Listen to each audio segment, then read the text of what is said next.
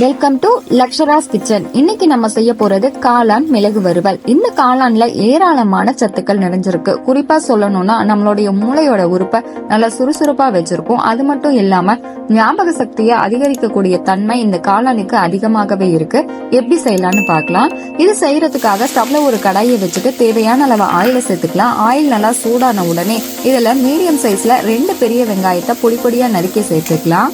இது கூடவே ஒரு பச்சை மிளகாய், ஒரு வரமிளகாய், கொஞ்சமா கருவேப்பிலை இலைகளை சேர்த்து நல்லா வதக்கிக்கலாம்.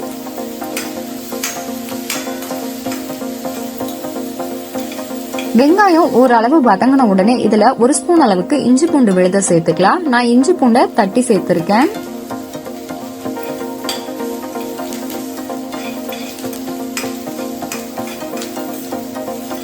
வெங்காயம் நல்லா வதங்கின உடனே இதுல நம்ம கட் பண்ணி வச்சிருக்கிற காளானை சேர்த்து நல்லா மிக்ஸ் பண்ணிக்கலாம்.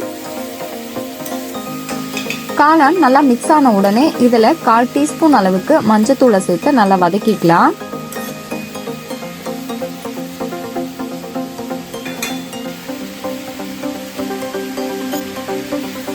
காளான்ல நம்ம தண்ணி சேர்க்க வேணாம். ஏன்னா காளான்ல இருந்தே தண்ணி விட்டு நல்லா வெந்து வரும். அதனால தண்ணி எதுவும் சேர்க்க வேண்டியதில்லை. இப்போ தண்ணி விட்டு ஓரளவு வெந்து ரெடி ஆயிடுச்சு.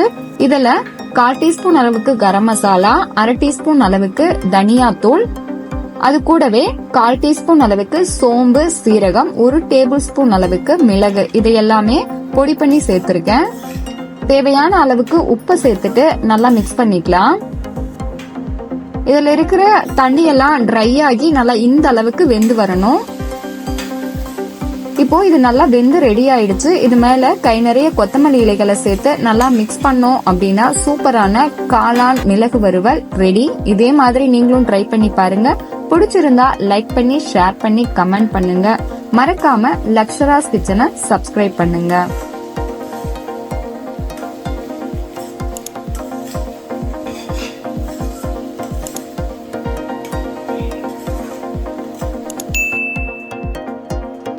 Thank you.